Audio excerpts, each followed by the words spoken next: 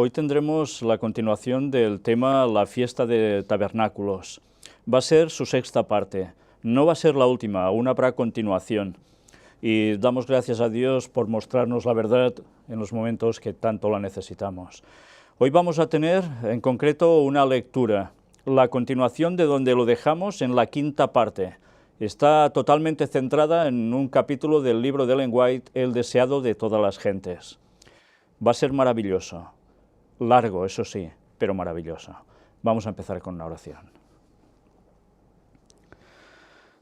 Padre nuestro, nos ponemos en tus manos, Señor, para que nos guíes al conocimiento de toda la verdad.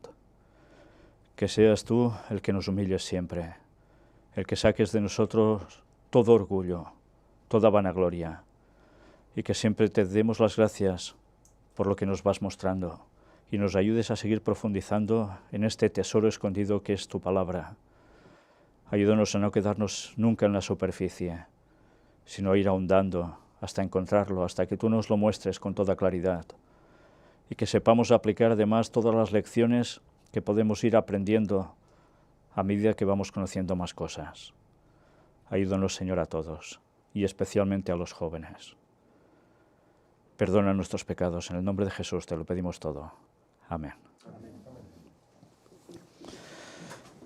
Pues bien, los que habéis ido siguiendo esta temática, ya habéis visto cómo Tabernáculos va a ser el momento adecuado del retorno de Cristo. Si en un principio creíamos que era primavera, estábamos equivocados, va a ser en otoño, en Tabernáculos. Y lo hemos ido demostrando, y más cosas mostraremos aún que desde luego vale la pena conocer. Hoy vamos a empezar con una lectura bíblica que no lo vais a ver en pantalla, pero me gustaría que la vieseis directamente en vuestras propias Biblias. Cogedlas y buscad, si queréis, claro, el libro de Juan, capítulo 8. Vamos a leer tan solo 11 versículos, los primeros 11 versículos. Y vamos a centrarnos en concreto en algo que aconteció durante la vida de Jesús, que está relacionado, recordémoslo, precisamente con esa fiesta de tabernáculos. Un momento especial en la vida de Jesús, pero en la vida también de alguna otra persona. Y hoy vamos a ver una de ellas.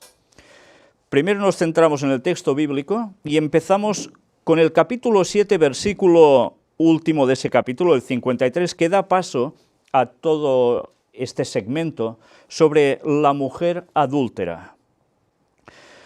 Cada uno se fue a su casa, dice el texto, después de ciertos acontecimientos.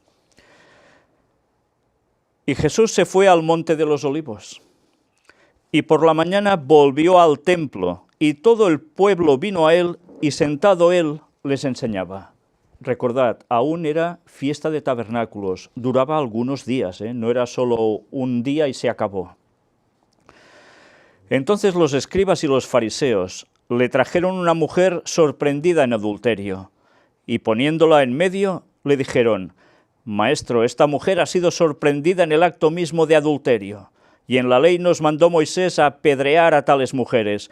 ¿Tú, pues, qué dices? Mas esto decían tentándole para poder acusarle. Pero Jesús, inclinado hacia el suelo, escribía en tierra con el dedo. Y como insistieran en preguntarle, se enderezó y les dijo: El que de vosotros esté sin pecado, sea el primero en arrojar la piedra contra ella. E inclinándose de nuevo hacia el suelo, siguió escribiendo en tierra. Pero ellos, al oír esto, acusados por su conciencia, salían uno a uno, comenzando desde los más viejos hasta los postreros.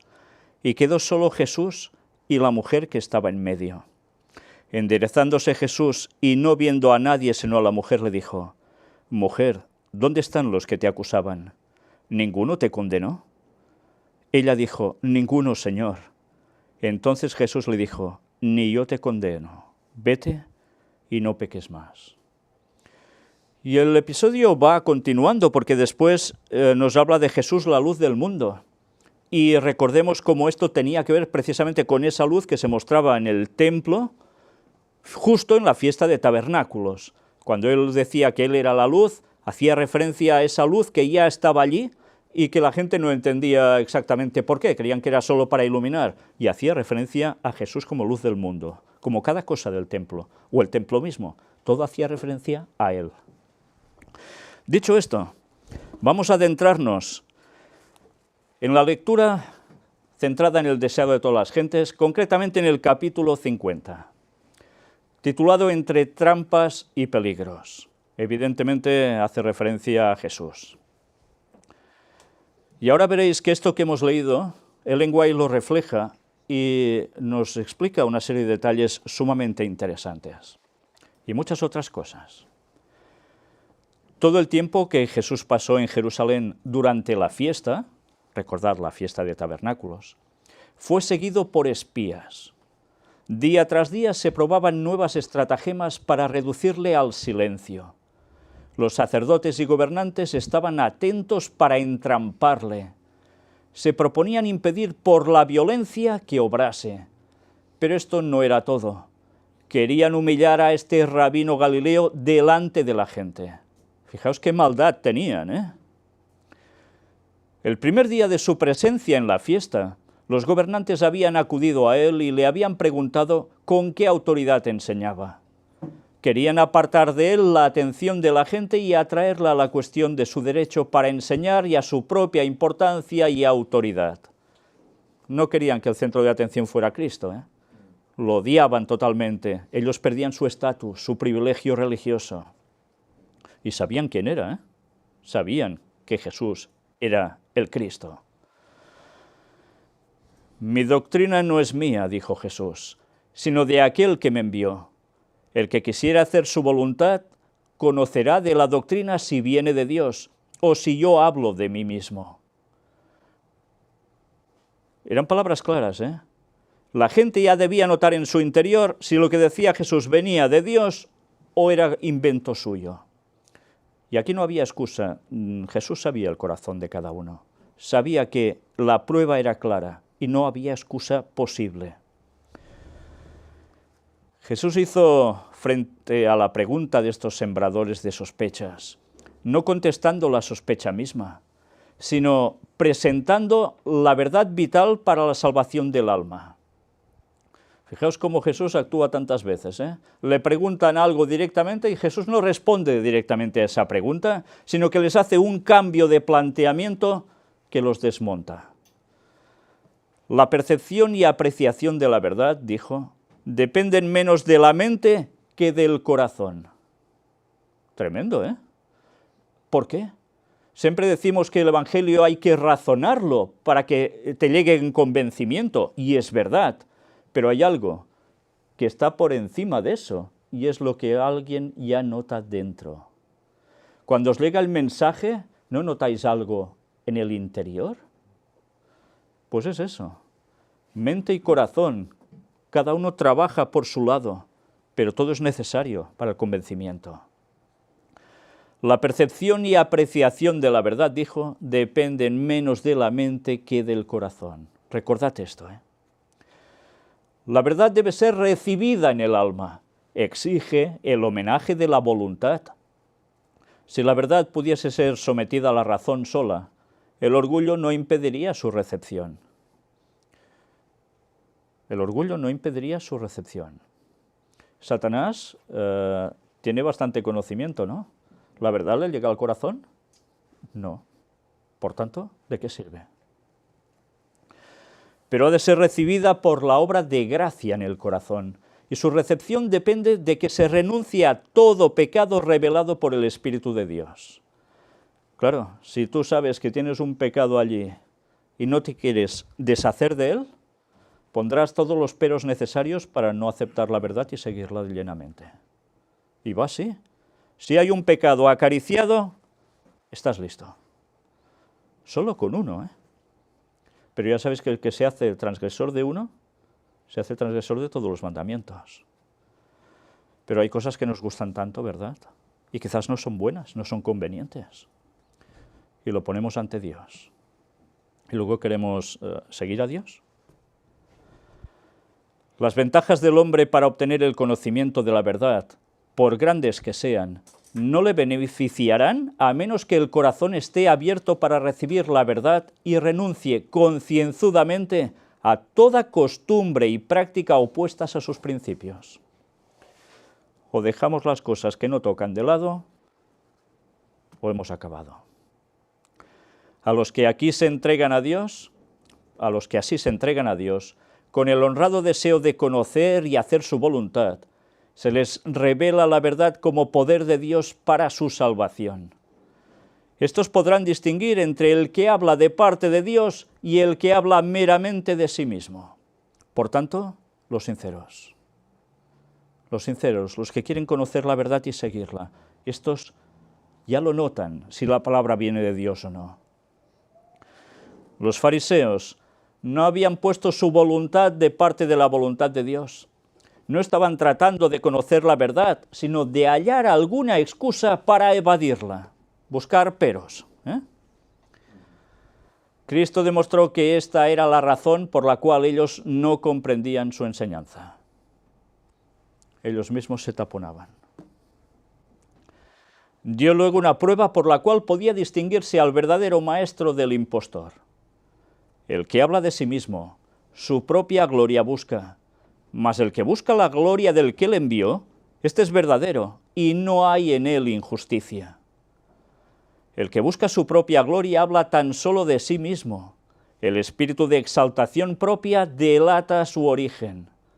Pero Cristo estaba buscando la gloria de Dios, pronunciaba las palabras de Dios. Tal era la evidencia de su autoridad como maestro de la verdad. Fijaos, no se hacía él hablando de él y el centro él, sino que sí que lo hacía en parte porque evidentemente las profecías indicaban a él, pero quería conducir a la gente a la salvación. ¿Y cuántos predicadores oís? Bueno, a lo largo de nuestra vida hemos oído muchos, y que cuando empiezan a predicar se centran en experiencias continuas de su vida, más que de la propia palabra de Dios. Eso no es bueno. Está bien decir ciertas cosas que vayan a bien con el tema. Por experiencia propia se puede llegar a enseñar también, a compartir, pero no podemos ser el centro de la atención. La predicación debe estar centrada en Cristo, en Dios, por encima de nosotros. ¿Y qué hacían los grandes rabinos? Eran ensalzados. ¿Por qué? Porque, bueno, enseñaban unas grandes cosas, pero ellos eran el centro de atención, tenían sus seguidores, sus discípulos también. Mirad qué nos va diciendo ahora. Jesús dio a los rabinos una evidencia de su divinidad, demostrándoles que leía su corazón. Desde que había curado al paralítico en Betesda, habían estado maquinando su muerte. Es curioso, ¿eh? Cura a una persona y maquinan su muerte. Qué ilógico, ¿no? Así violaban ellos mismos la ley que profesaban defender. ¿No os dio Moisés la ley?, dijo él, ¿y ninguno de vosotros hace la ley? ¿Por qué me procuráis matar? Les dice en la cara directamente, ¿por qué me procuráis matar? Él ya sabía que le iban detrás para quererlo matar, no solo para fastidiarlo. Como raudo fulgor de luz, esas palabras revelaron a los rabinos el abismo de ruina al cual se estaban por lanzar. Por un instante quedaron llenos de terror, porque sabían que era su condenación, Eran conscientes que se iban a perder eternamente. Vieron que estaban en conflicto con el poder infinito, pero no querían ser amonestados. El maldito orgullo,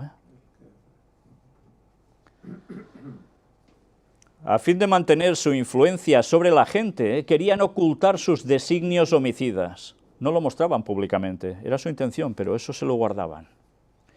Eludiendo la pregunta de Jesús, exclamaron, «¡Demonio tienes! ¿Quién te procura matar?».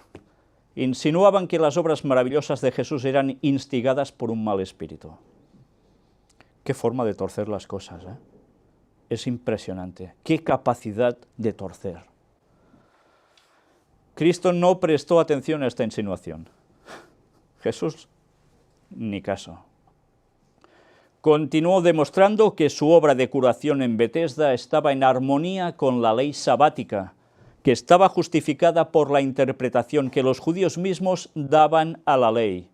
Porque la curación en Betesda, ¿en qué día fue? En sábado. Estaba en armonía el hacer el bien con la ley sabática. No como dicen tantos evangélicos, que, no, eso quiso demostrar Jesús que el sábado ya no contaba más. En fin, sin comentarios. Porque les pasa lo mismo que a estos, cerrados.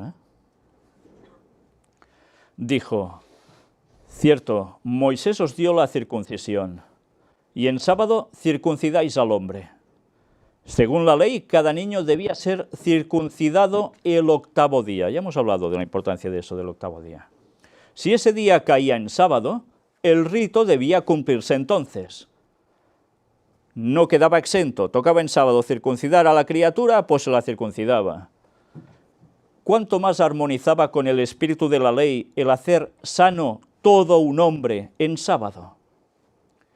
Y les aconsejó, no juzguéis según lo que parece, mas juzgad justo juicio.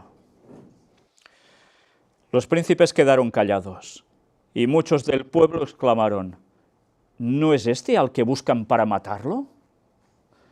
Fijaos cómo ellos esto no lo hacían público, pero la gente ya lo notaba de sobras que iban por Jesús para matarlo. Y aquí habla públicamente y no le dicen nada. ¿Se habrán entendido verdaderamente los príncipes que este es el Cristo? En la cara no le decían nada de que lo querían matar. Para contradecirlo abiertamente ya no sabían cómo hacerlo. Pero la gente que decía, pues si ya no le dicen nada, quiere decir que hasta ellos se habrán dado cuenta que es el Cristo, Jesús. Vaya cara se les debería quedar a los fariseos.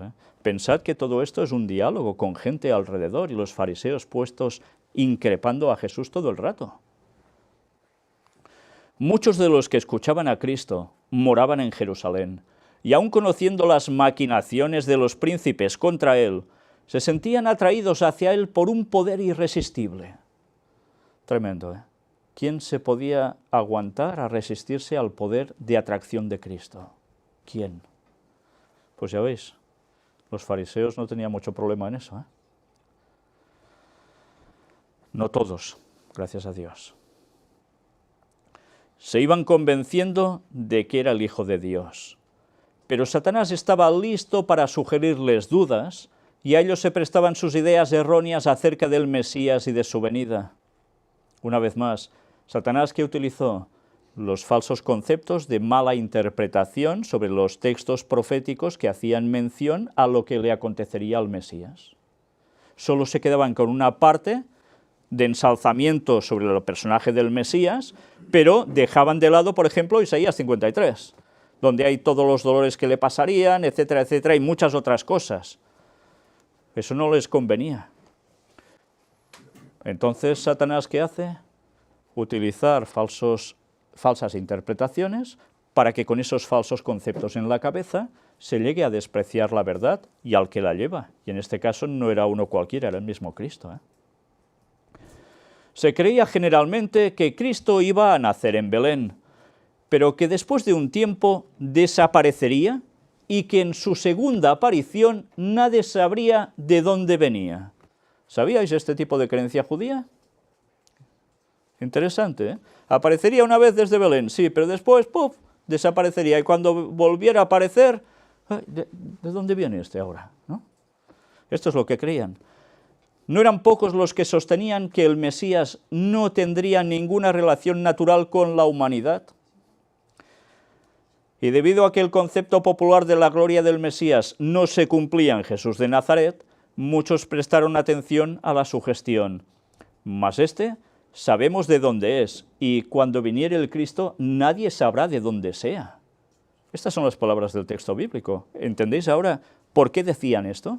A veces leemos el texto y no nos damos cuenta, pero ese era el pensar judío de ese momento. Interpretaban las profecías concernientes a Jesús en su segunda venida como si se aplicaran al nacimiento del Mesías y su vida en la tierra. Por tanto, tan mala interpretación los llevó a confusión y en consecuencia la perdición. Imaginaos si es importante saber la verdad, ¿eh? Y además no buscar excusas cuando se presenta la verdad. Mientras que estaban así vacilando entre la duda y la fe, Jesús descubrió sus pensamientos y los contestó diciendo: a mí me conocéis y sabéis de dónde soy, y no he venido de mí mismo, mas el que me envió es verdadero, al cual vosotros no conocéis. Aseveraban saber lo que debía ser el origen de Cristo, pero lo ignoraban completamente. Si hubiesen vivido de acuerdo con la voluntad de Dios, habrían conocido a su Hijo cuando se les manifestó. ¿Por qué no lo conocieron? Porque no vivían de acuerdo a la voluntad de Dios. ¿Pasa lo mismo ahora? Exactamente igual en la gente, lo mismo. Los oyentes no podían comprender las palabras de Cristo. Eran claramente una repetición del aserto que él había hecho en presencia del Sanedrín muchos meses antes, cuando se declaró Hijo de Dios. Y así como los gobernantes trataron entonces de hacerlo morir, también en esta ocasión trataron de apoderarse de él, pero fueron impedidos por un poder invisible que puso término a su ira diciéndoles: hasta aquí vendrás y no pasarás adelante. Es un texto bíblico, ¿eh? Y tuvo aplicación en ese momento en Jesús, porque si hubiesen podido, hubiesen hecho esto, lo hubiesen arrebatado y lo hubiesen eliminado ya, pero no tocaba. Entre el pueblo, muchos creían en él y decían: el Cristo cuando viniere hará más señales que las que éste hace. Los dirigentes de los fariseos, que estaban considerando ansiosamente el curso de los acontecimientos, notaron las expresiones de simpatía entre la muchedumbre. Claro, veían que hacía milagros, que hablaba maravillosamente, que su presencia embargaba a todos. Y en cambio, querían reprimir todo eso. No querían que todo esto aconteciera y la gente lo notara, pero no podían impedir eso. Pero mirad cómo continúa. Apresurándose a dirigirse a los sumos sacerdotes, les presentaron sus planes de arrestarle. Como no podían hacerlo de un modo, buscaron otra alternativa, pero el caso era conseguir su objetivo, en vez de humillarse ante Dios y reconocerlo como tal.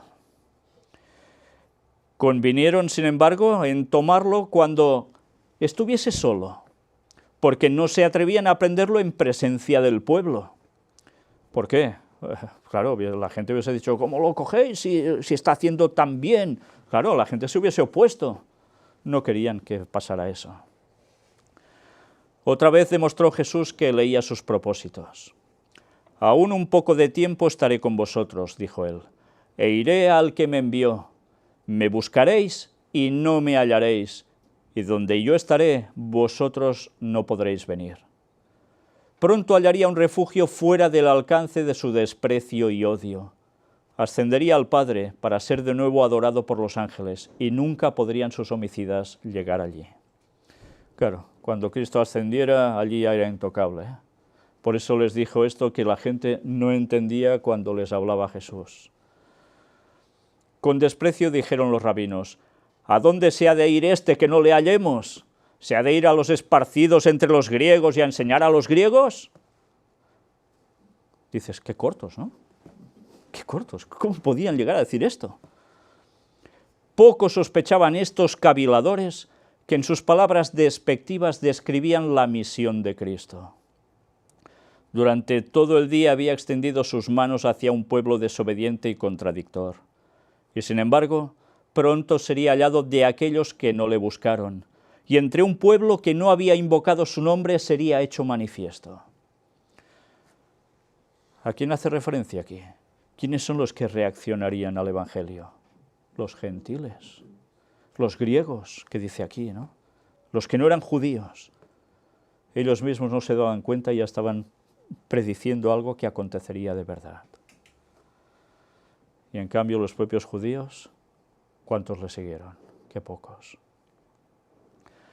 Muchos que estaban convencidos de que Jesús era el Hijo de Dios fueron extraviados por el falso raciocinio de los sacerdotes y rabinos. La influencia, ¿eh? La influencia. En un principio se convencen, se dan cuenta que es así, que es verdad, que es Él, pero los otros van minando, presentan argumentos falsos, erróneos, y al final se lo tragan y terminan apartados de Cristo, haciendo caso a los líderes religiosos, en vez de a la verdad que tienen delante, y nunca mejor dicho, la verdad que es Cristo. Estos maestros habían repetido con gran efecto las profecías concernientes al Mesías, que reinaría en el monte de Sión y en Jerusalén y delante de sus ancianos. Sería glorioso, que dominaría de mar a mar y desde el río hasta los cabos de la tierra. ¿No suena de nada esto? ¿No suena de nada lo que están preparando del tercer templo de Jerusalén y Satanás sentándose allí, haciéndose pasar por el Cristo, con toda esta gloria y toda la gente adorándolo allí? Ese es el plagio satánico de esa profecía bíblica que va destinada no para un Mesías aquí en la tierra, sino para cuando todo haya culminado, cuando el mal ya no exista más. Qué diferencia de interpretación. Y ya veis, y esto lo siguen sosteniendo tantísimos cristianos. ¿Y quiénes más? Los mismos judíos. Los mismos judíos hoy en día aún creen esto. Por eso cuando se levante el tercer templo de Jerusalén y aparezca Satanás, va a embaucar a unos y a otros, y a todo el mundo, a todos. Si no sabemos lo que va a pasar, que está profetizado, vamos a caer en el gran engaño. Luego habían hecho comparaciones despectivas entre la gloria allí descrita en esos textos y la humilde apariencia de Jesús. Pervertían las mismas palabras de la profecía para sancionar el error. Si el pueblo hubiese estudiado con sinceridad la palabra por sí mismo, no habría sido extraviado por sí mismo. ¿Podemos aplicar esto ahora también? Exactamente igual. Se hace caso de lo que diga el que está hablando en el púlpito, el dirigente, el pastor de turno, el que sea. Pero se coge la Biblia por uno mismo, se indaga. Eso, invertir ese tiempo, mejor que me lo digan directamente, ¿eh? Y te engañan y no te enteras. Y crees que eso es verdad. Pero mirad, volviendo a esa época, el capítulo 61 de Isaías testifica que Cristo había de hacer la misma obra que hacía. El capítulo 53 presenta su rechazamiento y sus sufrimientos en el mundo. Y el capítulo 59 describe el carácter de los sacerdotes y rabinos. Todo eso en el libro de Isaías. ¿Os los habéis leído esos capítulos? Vale la pena que lo hagáis, porque os daréis cuenta cómo hace una descripción exacta de todo lo que aquí dice. Pero eso a los judíos no les interesaba, para nada. ¿Y ahora les interesa? Pues muchas veces la historia se repite. Siguen igual. Solo unos pocos judíos aceptan el auténtico mensaje. Pero tiene que haber más, por supuesto, porque así está profetizado que va a acontecer. Dios no obliga a los hombres a renunciar a su incredulidad. ¿Dios obliga a los hombres a que dejen de ser incrédulos? No, para nada.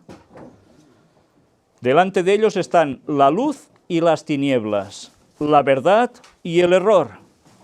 A ellos les toca decidir lo que aceptarán. La mente humana está dotada de poder para discernir entre lo bueno y lo malo.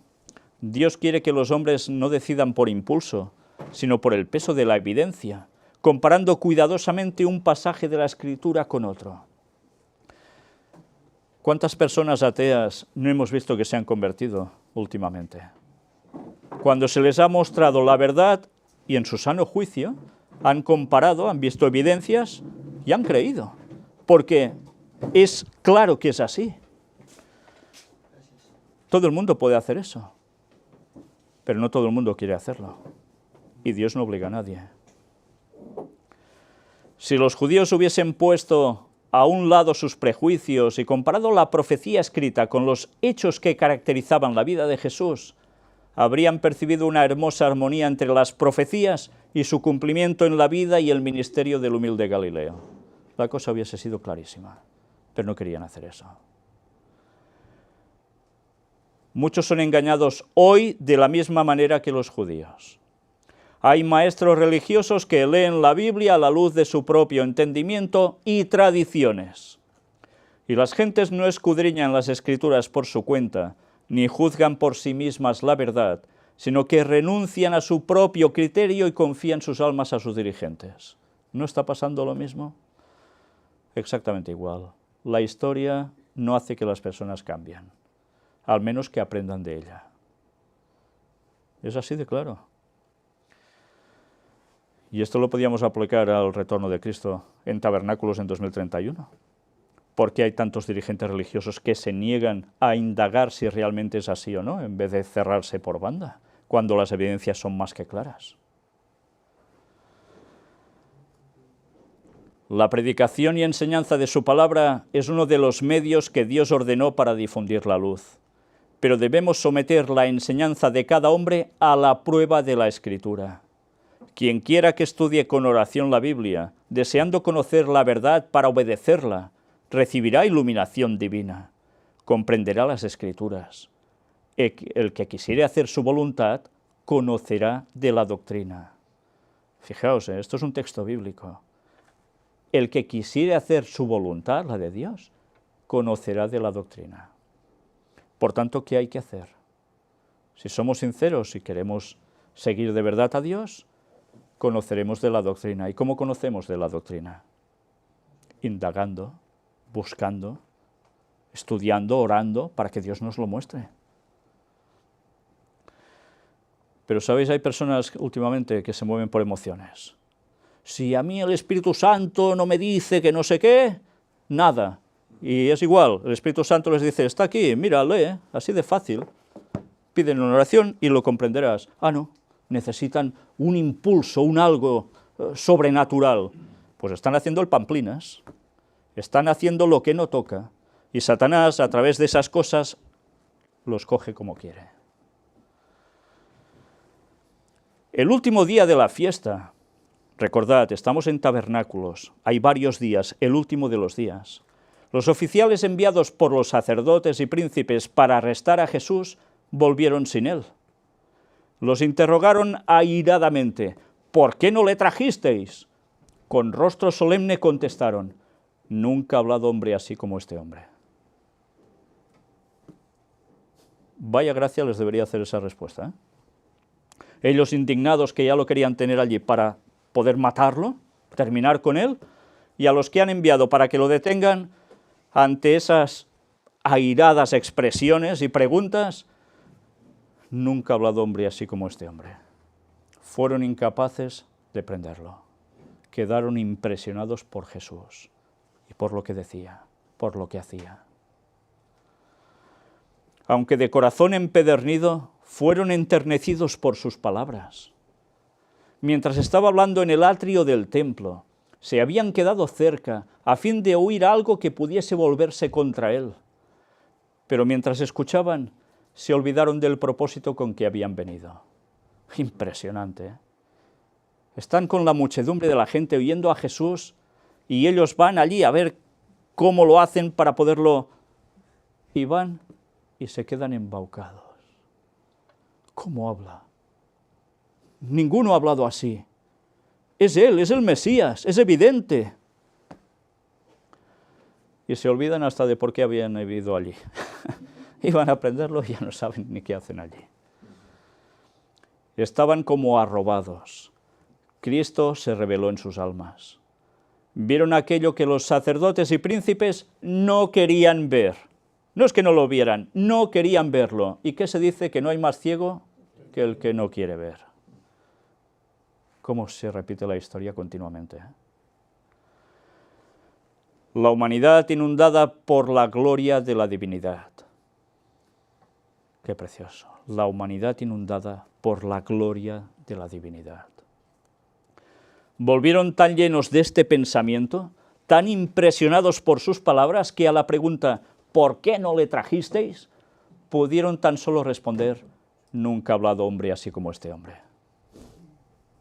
Es que hay escenas que sería maravilloso poder trasladarse a ese momento, estar allí, presenciarlo todo, porque tiene que ser impresionante estar así con Jesús. Pues para eso nos quedan 13 años, ¿eh? En 13 años estaremos así con Jesús. Los sacerdotes y príncipes, al llegar por primera vez a la presencia de Cristo, habían sentido la misma convicción. ¿Os dais cuenta? Estaba claro, era el Mesías, lo notaban de sobras. Pero después, ¿qué pasa? Su corazón se había conmovido profundamente, se había grabado en ellos el pensamiento, nunca ha hablado hombre así como este hombre. Pero habían ahogado la convicción del Espíritu Santo. El Espíritu Santo les habla, se impresionan, pero después no quiero aceptarlo. Prefiero ahogar al Espíritu Santo, prefiero rechazarlo. Ahora enfurecidos porque aún los instrumentos de la ley sentían la influencia del odiado Galileo, clamaron: ¿estáis también vosotros engañados? ¿Ha creído en él alguno de los príncipes o de los fariseos? ¿Os los imagináis? Con lo que gesticulan los judíos ya de ahora, como deberían ser también los de antes, ¿no? Mas estos comunales que no saben la ley, malditos son. Vaya escena, ¿eh? Vaya escena. No sé si os fijáis en la imagen que hay a mi espalda. Está extraído de una película, pero es, si podéis retirar y ver solo el fondo, son escenas parecidas a esto, pero desde luego la cara de indignación que deberían tener todos y lo que vociferaban aquí en estos momentos no se expresa, pero para que os hagáis una idea de ellos en esta situación. Volvamos a la lectura. Aquellos a quienes se anuncia el mensaje de verdad rara vez preguntan: ¿es verdad? Sino, ¿quién lo propaga? ¿Qui ho diu això? ¿Quién lo dice esto? Las multitudes lo estiman por el número de los que lo aceptan y se vuelve a hacer la pregunta: ¿ha creído en él alguno de los hombres instruidos o de los dirigentes de la religión, de la Iglesia? No, si no lo creen los grandes pastores, entonces es falso, seguro, es mentira. Por tanto, lo rechazo. Y la verdad para el tiempo final, para el pueblo de Dios, ¿de dónde vendría? ¿De los grandes dirigentes o de, como se dice por aquí, de chicharelos? De gente humilde, de la calle, que sabe lo que sabe, que no son dirigentes de nada. La historia siempre se repite. ¿Quién lo dice? Ah, no, si no lo dice tal, no es verdad. Si tal dice que es otra cosa, creeremos en lo que diga el otro. Porque eso sí, se lo cree mucha gente. Aceptar la verdad siempre cuesta porque suele ser de minorías. Suele ser de desprecio, de burla. Y a eso a poca gente le gusta pasar por ello, ¿verdad? Los hombres no están hoy más en favor de la verdadera piedad que en los días de Cristo. Siguen buscando intensamente el beneficio terrenal con descuido de las riquezas eternas. Y no es un argumento contra la verdad el hecho de que muchos no estén dispuestos a aceptarla o de que no sea recibida por los grandes de este mundo, ni siquiera por los dirigentes religiosos. Se busca más todo lo terrenal que lo eterno. ¿Sabéis? Al principio, cuando he orado por los jóvenes, porque deben ser nuestra máxima preocupación. Tenemos jóvenes en las iglesias, tenemos jóvenes en los grupos, en las congregaciones, llamadle como queráis. Y estos jóvenes, ¿para qué están más? ¿Para lo terrenal? ¿Para pasárselo pipa, bien? Perdiendo el tiempo, como decíamos en la escuela sabática, con tantas cosas, o están para dar el mensaje de salvación a los que tienen como amiguetes que resulta que se van a perder por su culpa por no anunciarles la verdad. Y porque ellos tampoco hacen lo que deben hacer. Se levantan vuestros jóvenes, nuestros jóvenes, a orar, primero de nada en la mañana, a estudiar la palabra de Dios, para prepararse y avisar al resto del mundo que Cristo viene pronto y que ya podemos prepararnos, o lo primero que hacen es coger un móvil y perder su tiempo con todas estas tonterías. Y me dirijo a vosotros los jóvenes especialmente, de aquí y los que vais a ver esto grabado y en directo, porque Dios os pide una responsabilidad. Y debéis andar en los caminos de Dios, y debéis ser el ejemplo para los demás, porque de lo contrario acabaréis como estos fariseos. sabiendo la verdad, despreciándola, queriendo vivir vuestras vidas con lo que no toca. Mensajes duros, ¿eh? Pero responsabilidad para padres y todos los de iglesia, porque todos tenemos el deber de educar a los chicos y las chicas en los caminos del Señor, todos. Y eso no nos hace exentos a nosotros, a los mayores, porque debemos ser su primer ejemplo, y a veces no siempre lo somos. ¿Quién va a terminar de dar el mensaje al mundo? ¿Van a ser ancianos de 90 y pico de años? Quizás alguno habrá que llegue en esas condiciones. Van a ser los jóvenes. Y resulta que los jóvenes no se están preparando para todo lo que viene encima, sino que van dedicando a perder su tiempo para irse a la perdición en pocos años si es que llegan a vivir más. Y se van a perder por la eternidad. ¿Hace gracia eso a alguno? A mí ninguna. Saber que nuestros propios hijos se pueden perder debería hacernos dar más de una vez cuenta de qué estamos haciendo en nuestras vidas también con ellos. Y no estoy acusando a nadie, no os lo toméis en forma particular, pero es algo que está pasando en todas partes. Yo os lo digo porque no paro de recibir comentarios de gente que le pasa lo mismo por todo el mundo. Y sabéis, la alegría que más me da es cuando me escribe un joven. Me escriben chicos de 8 años, de 10, de 12, incluso más pequeños de los que estáis por aquí, y que están viendo cada conferencia, que aprenden de la palabra de Dios, que oran, que hablan con los amigos, que los llevan a la fe. Eso es impresionante, impresionante. Y ellos son los que van a terminar la obra, si no se apartan de Dios. Pues nosotros debemos trabajar para ellos. Los jóvenes deben ser nuestra mayor preocupación.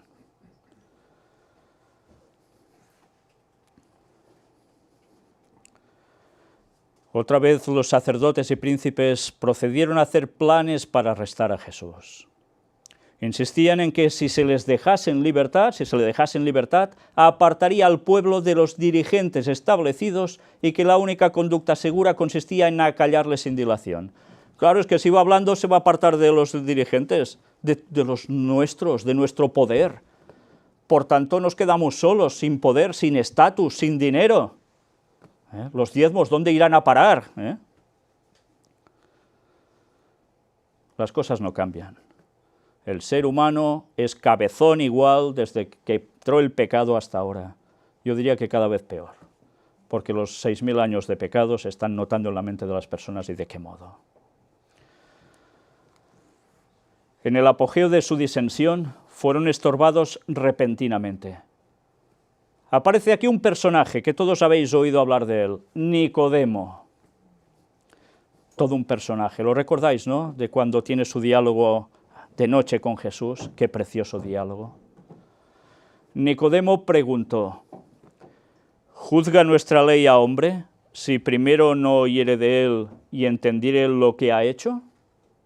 Se levanta allí en medio de los fariseos, él que forma parte de lo mismo, y les plantea esto. El silencio cayó sobre la asamblea. ¿Os imagináis con lo bulliciosos que son, Se levanta, dice esto y ¡bam! Silencio absoluto. Y ahora veamos qué reacción procede de todo esto. Las palabras de Nicodemo penetraron en las conciencias. No podían condenar a un hombre sin haberlo oído. No solo por esta razón permanecieron silenciosos los altaneros gobernantes, mirando fijamente a aquel que se atrevía a hablar en favor de la justicia. Todas sus miradas puestas en él, y ya os podéis imaginar con qué cara. Vaya cosa fue a decir allí en medio. Es como, imaginaos, una escena un poco absurda, estúpida. Hay todos los del Barça en un lado y se levanta uno del Madrid a decir algo. Cuando están en medio de que, o al revés, las caras de simpatía, ya os podéis imaginar que ninguna, ¿no? Pues imaginaos con esto que aún es fanatismo religioso extremo. Bueno, pues mirad cómo continúa. No solo por esta razón permanecieron silenciosos los altaneros gobernantes, mirando fijamente a aquel que se atrevía a hablar en favor de la justicia. Ya no me pongo que si en Cataluña o España, porque bueno, luego la liamos más, ¿eh? Pero fijaos cómo cada situación tiene un parecido aplicable, ¿eh? Siempre. Quedaron asombrados y enfadados de que uno de entre ellos mismos hubiese sido tan impresionado por el carácter de Jesús que pronunciara una palabra en su defensa. Esto va mucho más allá de cuestiones humanas. Esto se trata de la verdad en Jesús, no de tonterías humanas. Y cuando él habla poniéndose a defender a Jesús, vaya gracia les hace. Quedaron asombrados y enfadados de que uno de entre ellos mismos, no era otro que venía, era de ellos mismos. Y les dice esto. Reponiéndose de su asombro, reaccionan al cabo de un momento de... Se dirigieron a Nicodemo con mordaz sarcasmo. ¿Eres tú también Galileo? Escudriña y ve que de Galilea nunca se levantó profeta. Ya salen con el pero, con la excusa. El es que, la excusa. Sin embargo, la protesta detuvo el procedimiento del consejo. Los gobernantes no pudieron llevar a cabo su propósito de condenar a Jesús sin oírle. Esas palabras dieron el freno, provocaron el freno ante ellos, aunque se opusieron, pero ya no pudieron actuar. Derrotados por el momento, fuese cada uno a su casa, y Jesús se fue al Monte de las Olivas. Así hemos empezado el culto, así hemos empezado a leer. Cada uno se va a su casa. ¿Quiénes eran los que se iban a su casa? Pues ya veis quiénes eran. ¿Y Jesús se va a su casa? ¿Jesús dónde se va? ¿Al Monte de las Olivas o Monte de los Olivos? ¿Y qué hace allí? ¿Jugar a parchís? Se pone a orar. Se pone a orar ante una situación vivida con todo este contexto. Jesús se apartó de la excitación y confusión de la ciudad. Recordad que estaba atestada, ¿eh? Había gente por todos lados en la fiesta de tabernáculos y con gran alegría. De las ávidas muchedumbres y de los traicioneros rabinos para ir a la tranquilidad de los huertos de olivos. No se quedó allí entre los edificios y venga, jolgorios y fiesta. No, se retiró. ¿Y dónde se fue? A la naturaleza. ¿Qué podía encontrar allí? Silencio, paz, tranquilidad, pajaritos, quizá algún saltamontes, pero él en silencio y en oración. No tenía a la gente atosigándole, necesitaba esos momentos de comunión con Dios. Lo necesitaba Jesús, porque se iba a enfrentar a lo peor. ¿Y nosotros? Resulta que nosotros no necesitamos eso, vamos sobrados, ¿eh? Como se dice aquí, vamos sobrados. ¿No lo necesitamos más que Él? ¿Cuántas lecciones nos da Cristo? ¿Y qué hacía allí? Donde podía estar solo con Dios. Pero temprano por la mañana volvió al templo y al ser rodeado por la gente se sentó y les enseñó. ¿Qué había hecho Jesús esa noche entonces? Pasarla orando, llenándose de comunión con Dios. ¿Para qué? Para ir a hacer esto otra vez, para estar entre la gente, para poder aguantar todo y decir lo que debía decir y hacer lo que tocaba hacer. Y fijaos, cuando él llega por la mañana al templo, la gente que hace, enseguida lo rodea y va a escucharlo, a ver qué. ¿Atraía gente o no Jesús? Madre mía. Y no les dijo, no, iros, me estorbáis, ¿eh? Estoy muy agotado, no he dormido, me he pasado la noche orando y no. No, se sentó y les enseñó. Estaba lleno, Jesús estaba lleno y podía dar. Pero ahora vuelve a suceder algo. Pronto fue interrumpido. Un grupo de fariseos y escribas se acercó a él arrastrando a una mujer aterrorizada, a quien con voces duras y ávidas acusaron de haber violado el 7º mandamiento. ¿Cuál era ese? Adulterio. ¿Os imagináis la escena? Jesús sentado enseñando, rodeado, y de repente irrumpen esta gente arrastrando a esa mujer que está horrorizada, pobrecita. ¿Y qué empiezan a hacer allí? Ha violado el 7º mandamiento. ¿Por qué se la traen a Jesús? ¿Por qué creéis que se la traen a Jesús? Para ponerlo a prueba, para poderlo pillar por algún sitio a Jesús. Es una trampa, otra trampa más de las que siempre le iban atrás. Y mirad cómo continúa esto, lo hemos leído en el texto bíblico, ¿verdad? Vamos a verlo con detalle. Habiéndola empujado hasta la presencia de Jesús, la arrastran y la empujan. Qué buenos que son, ¿no? Qué cariño, qué amor que denotan. Le dijeron, con hipócrita manifestación de respeto. En la ley Moisés nos mandó apedrear a las tales. Tú, pues, ¿qué dices? Qué hipócritas, ¿eh? Con lo que tenían aquí y luego con un cordial respeto. La reverencia que ellos manifestaban ocultaba una profunda maquinación para arruinar a Jesús. ¿Les importaba mucho la mujer? Les importaba un bledo la mujer. Lo que ellos querían era arruinar a Jesús. Y ya sabéis cómo, ¿eh? No con dinero, precisamente. Querían valerse de esta oportunidad para asegurar su condena, pensando que cualquiera que fuese la decisión hecha por él, hallarían ocasión para acusarle. Claro. ¿Tú qué dices? La ley dice esto, hay que apedrearla. A ver qué contesta Jesús, ya lo tenemos. Diga lo que diga, aquí ya lo pillamos. Y ahora una vez más nos hemos de sacar el sombrero ante Jesús y ponernos de rodillas a sus pies, porque vais a ver lo que acontece. Si indultaba a la mujer, se le acusaría de despreciar la ley de Moisés. Alternativa A, para que entendáis, ¿eh? Si la declaraba digna de muerte, se le podría acusar ante los romanos de asumir una autoridad que les pertenecía solo a ellos, a los romanos. A y B.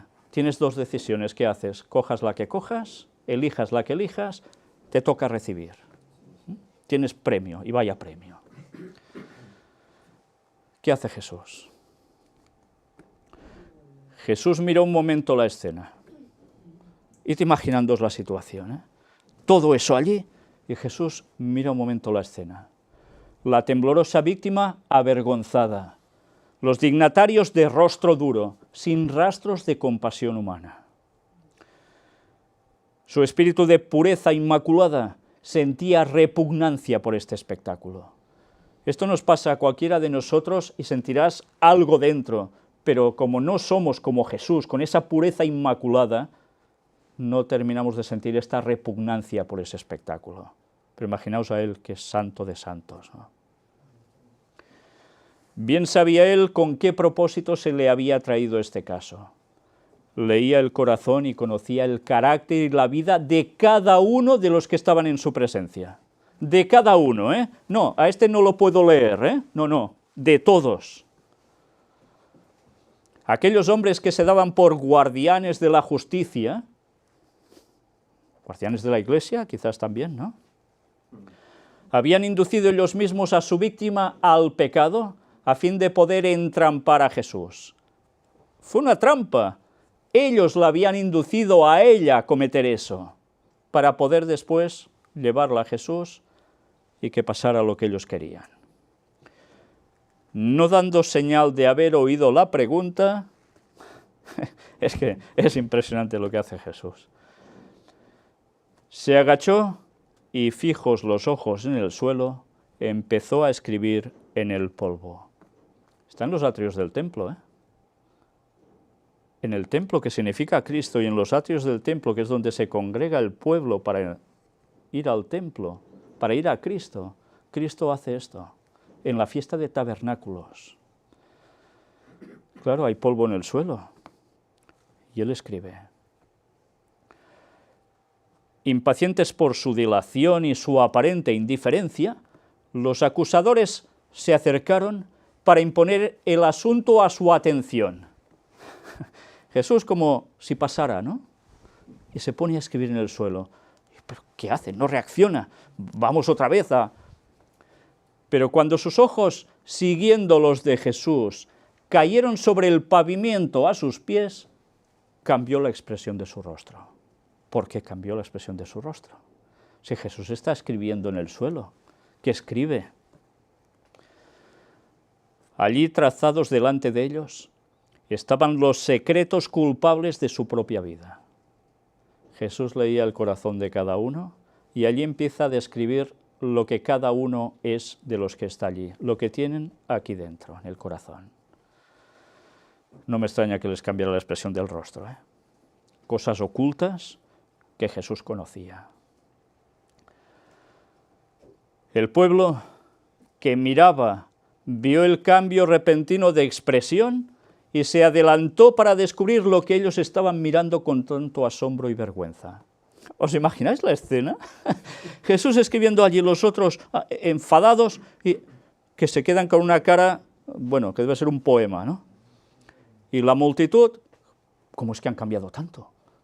¿Qué están viendo allí en el suelo? Y todos, oh, ¿eh? Lo que hace tanta gente cuando pasa algo, que todos van allí a mirar, pues en este caso, de un modo que os podéis imaginar, ¿no? Con todo lo que conllevaba.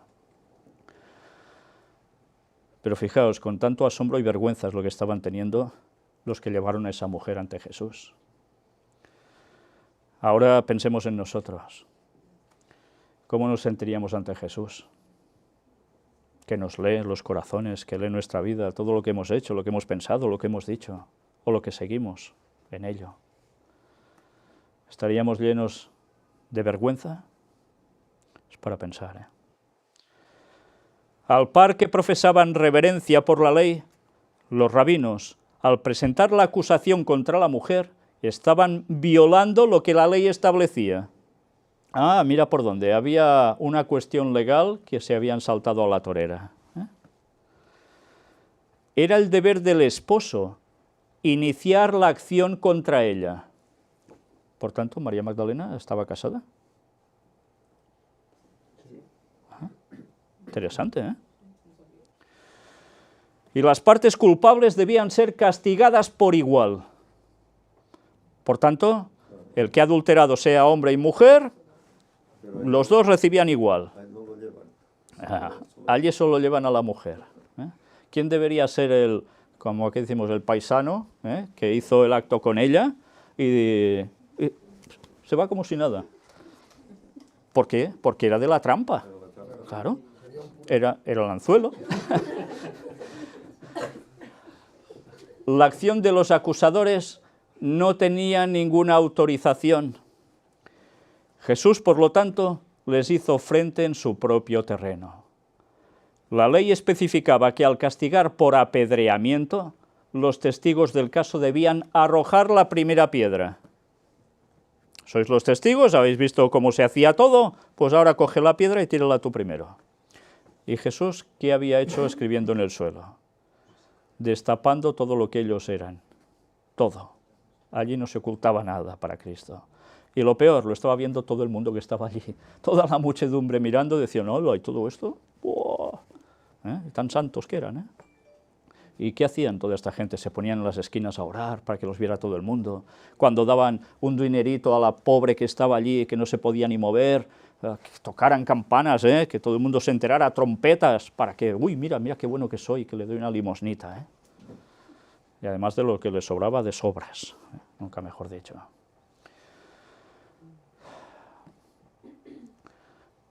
La ley especificaba que al castigar por el apedreamiento, los testigos del caso debían arrojar la primera piedra. Levantándose entonces y fijando sus ojos en los ancianos maquinadores, Jesús dijo, el que de vosotros esté sin pecado, arroje contra ella la piedra el primero. Y volviéndose a agachar, continuó escribiendo en el suelo. Por si tenían poco, aún más. ¿Os imagináis a la muchedumbre mientras Jesús hacía toda esta estos movimientos y decía estas cosas? ¿Lo expectantes que debían estar? No había puesto de lado la ley dada por Moisés, ni había usurpado la autoridad de Roma. Los acusadores habían sido derrotados. Ahora, habiendo sido arrancado su manto de pretendida santidad, estaban culpables y condenados en la presencia de la pureza infinita. Podría haber una excusa, lo que tantas veces se hace. ¿Y tú qué? Cuando te dicen, has hecho esto que no toca, ¿y tú qué? Pues a Jesús no le podían decir, ¿y tú qué? Porque no había hecho nada nunca malo. A nosotros sí que nos lo pueden decir, pero a él, imposible. Temblaban de miedo de que la iniquidad oculta de sus vidas fuese revelada a la muchedumbre. Y uno tras otro, con la cabeza y los ojos bajos, se fueron furtivamente, dejando a su víctima con el compasivo Salvador. Empezaron a desaparecer, Se fueron, se escurrieron entre la muchedumbre, cabizbajos, que no me vean. Jesús se enderezó y mirando a la mujer dijo, mujer, ¿dónde están los que te acusaban? ¿Ninguno te ha condenado? Y ella dijo, Señor, ninguno. Entonces Jesús le dijo, ni yo te condeno, vete y no peques más. ¡Qué pasada! Y todo esto en tabernáculos, vete y no peques más. ¿Creéis que esta escena pasó porque sí en la fiesta de tabernáculos? Vete y no peques más. Cuando tiene juicio directo con los que están haciendo lo malo y rechazan la verdad, lo rechazan a él. Y hay alguien que se salva. Cuando Jesús vuelva en tabernáculos, ¿qué va a haber? Lo mismo, pero multiplicado por toda la humanidad. ¿Os dais cuenta? Esto sucede en tabernáculos porque nos está dando una enseñanza de juicio con perdón para quien quiera y de no perdón para los que quieran seguir igual. Y por tanto ya sabéis lo que pasa. Cada uno recibirá según sus obras. Vete y no peques más. En el último día de la fiesta. ¿Pecaremos cuando Jesús vuelva por nosotros y se nos lleve? Ya no pecaremos más. Nos ha perdonado, vete y no peques más. Qué lecciones, ¿eh? Y estaban en el último día de la fiesta de los tabernáculos, apuntando a lo que Jesús hará en su retorno. La mujer había estado temblando de miedo delante de Jesús. ¿Cómo se debería sentir, Sus palabras, el que de vosotros esté sin pecado, arroje contra ella la piedra el primero, habían sido para ella como una sentencia de muerte. Ya se veía muerta, claro. Ya se veía apedreada por todos lados. No se atrevía a alzar sus ojos al rostro del Salvador, sino que esperaba silenciosamente su suerte. ¿La imagináis allí en medio, así? Con asombro vio a sus acosadores apartarse mudos y confundidos. Luego cayeron en sus oídos estas palabras de esperanza. Ni yo te condeno, vete y no peques más. Su corazón se enterneció y se arrojó a los pies de Jesús, expresando con sollozos su amor agradecido, confesando sus pecados con amargas lágrimas. ¿Recordáis la imagen de portada? Era esto. Y cuando Dios nos perdona a nosotros, ¿no debemos sentirnos igual? Y cuando Dios nos perdone a nosotros definitivamente para llevarnos con Él al cielo, ¿no nos vamos a sentir así de agradecidos al Señor? Esto fue para ella el principio de una nueva vida. Una vida de pureza y paz, consagrada al servicio de Dios. Y ahora me detengo para decir algo. ¿Sabéis que esta misma semana se estrena o se ha estrenado ya la película María Magdalena? Basada en los libros gnósticos sobre María Magdalena, donde enseñan, todo lo contrario a la auténtica palabra de Dios, tanto sobre María Magdalena como sobre Jesús. y que por desgracia mucha gente se va a tragar como si fuera la auténtica Biblia y no lo que pone la Biblia. Porque muchos dicen, pero esos libros que eran cristianos del principio de los siglos, ¿por qué no están en el canon bíblico? Allí dentro, como un libro más en la Biblia. Ah, porque allí se dice la verdad y no lo que pone la Biblia. La Iglesia manipuló la Biblia y puso lo que quiso y lo que no interesaba lo quitaron, y siempre están con esas cosas, ¿no?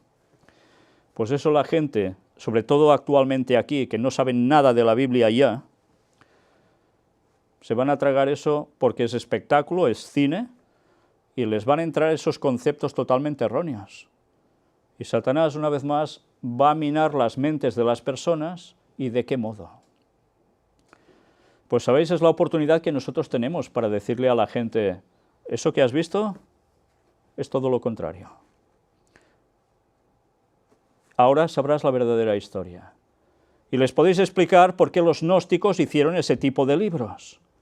¿Por qué los gnósticos empezaron a escribir cosas contra la auténtica personalidad de Cristo, como Dios, y todo lo que Él enseñó?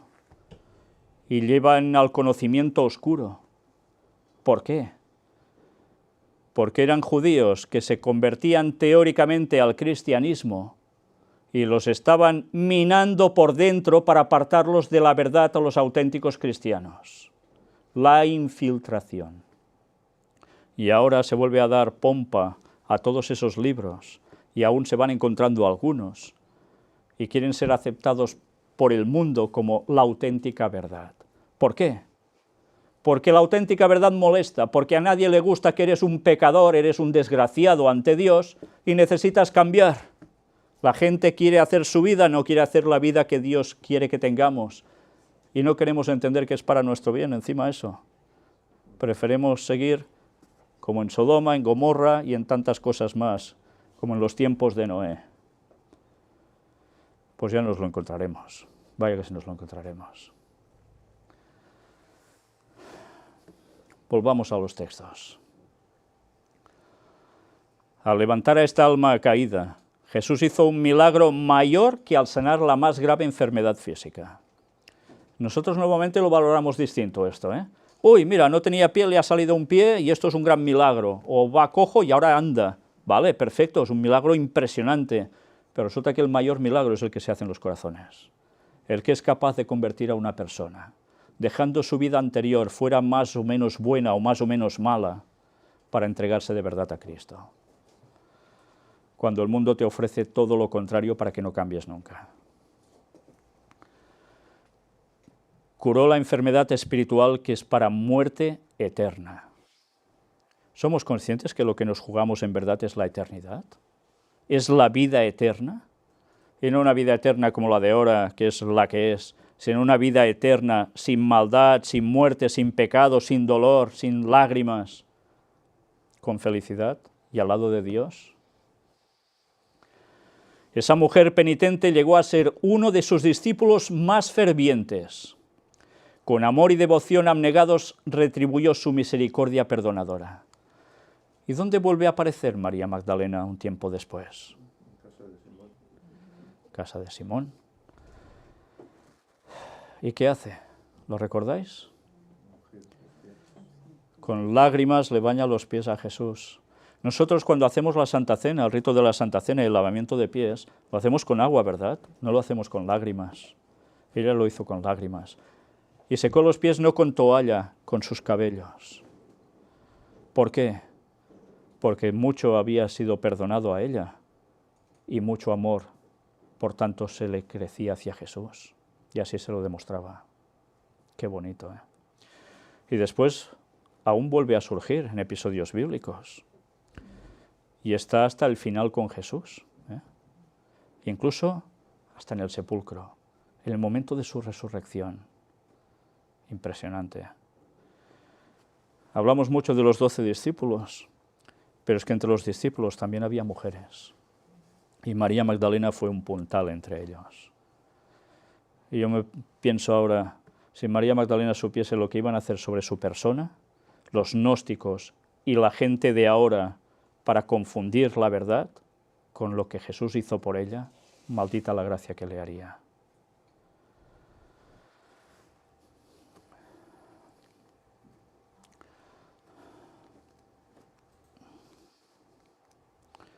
No sé si me he pasado. No, estoy bien. En su acto de perdonar a esta mujer y estimularla a vivir una vida mejor, el carácter de Jesús resplandece con la belleza de la justicia perfecta. Aunque no toleró el pecado ni redujo el sentido de la culpabilidad, no trató de condenar, sino de salvar. El pecado estaba. Sí, fue pecado. ¿Pero qué hizo Jesús? ¿Fue a condenarla? Fue a restaurarla. Nuestros pecados están, los hemos cometido. Ya estamos sentenciados, Dios nos va a fulminar. No, hay perdón. Hay perdón si queremos cambiar. Y ella cambió y fue un discípulo de Cristo de los de verdad. Aunque no toleró el pecado ni redujo el sentido de la culpabilidad. No hay excusas ante Dios. El mundo tenía para esta mujer pecadora solamente desprecio y escarnio. Pero Jesús le dirigió palabras de consuelo y esperanza. ¿No es lo que el mundo necesita oír? Palabras de consuelo y esperanza. Cuando miráis cada familia de este mundo, y da pena prácticamente cada familia de este mundo, con todas las cosas que pasan en los hogares, todos necesitamos eso, todos. El ser sin pecado se compadece de las debilidades de la pecadora y le tiende una mano ayudadora. ¿Se levantó sola? ¿Saltó de alegría porque no la habían apedreado y se fue sin darle las gracias ni nada? Eso lo hicieron algunos leprosos, ¿os acordáis? Se van corriendo, qué bien, estamos ya limpios. Ni gracias, solo uno vuelve y le agradece al Señor. Y qué poco agradecidos somos de lo que el Señor ha hecho por nosotros, buscándonos, salvándonos. Pero ella no se levanta sola, le tiende una mano ayudadora. ¿Y no hace lo mismo con nosotros Cristo? Es que me siento solo, es que me siento derrotado, hundido. No tengo a nadie conmigo. ¿No tienes a Jesús? Si no tienes a Jesús, entonces sí que no tienes nada. Aunque haya un humano que te quiera levantar, no tienes nada. Tienes que estar con Jesús para que Él te levante. Mientras los fariseos hipócritas la denuncian, Jesús le ordena, vete y no peques más. No es seguidor de Cristo el que, desviando la mirada, se aparta de los que hierran, dejándolos proseguir sin estorbo su camino descendente. No. Si se apartan y hierran, no debemos dejarlos como si nada. No podemos hacer eso. Los que se adelantan para acusar a otros y son celosos en llevarlos a la justicia, son con frecuencia en su propia vida más culpables que ellos. Los hombres aborrecen al pecador, mientras aman el pecado. Cristo aborrece el pecado, pero ama al pecador. Tal ha de ser el espíritu de todos los que le sigan. De todos. ¿Quién está libre de pecado para arrojar la primera piedra contra el hermano? ¿Quién? El amor cristiano es lento en censurar, presto para discernir el arrepentimiento, listo para perdonar, para estimular, para afirmar al errante en la senda de la santidad, para corroborar sus pies en ella. Toda una lección en la fiesta de tabernáculos. Si queremos que la gente sea salva y lleguen, porque va a llegar gente viva hasta esa fiesta de tabernáculos del 2031. Si queremos que muchos sean salvos, debemos tener estas reacciones. Si ven en nosotros solo acusadores, que no les da una esperanza de cambio, de perdón, ¿qué van a hacer? Esa gente necesita el mensaje de Dios. Este mundo necesita el mensaje del cuarto ángel. ¿Para qué? Para poder reaccionar y ser salvos, para acercarse a Cristo. Eso es lo que nosotros debemos hacer, cada día, y vivir esa fe sí o sí, porque de lo contrario terminaremos como esos fariseos, que nos profesamos ser muy creyentes y a la hora de la verdad nada de nada. Este tema termina aquí, un tema precioso para meditar y darle vueltas cuanto queramos, con la ayuda de Dios, entender aún muchas más cosas. Pero este va a tener continuación con el capítulo siguiente, donde ya nos iremos centrando directamente con el objetivo de la fiesta de tabernáculos. Algo que todos debemos conocer, porque es nuestra mayor esperanza en Cristo. Que Dios os bendiga. Terminamos con una oración.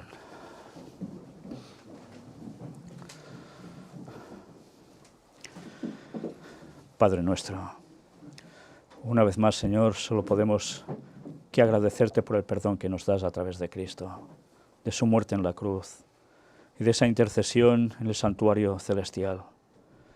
Gracias, Señor, porque a pesar de nuestros errores en esta vida, tú nos sigues amando, nos sigues buscando y nos quieres dirigir a ti.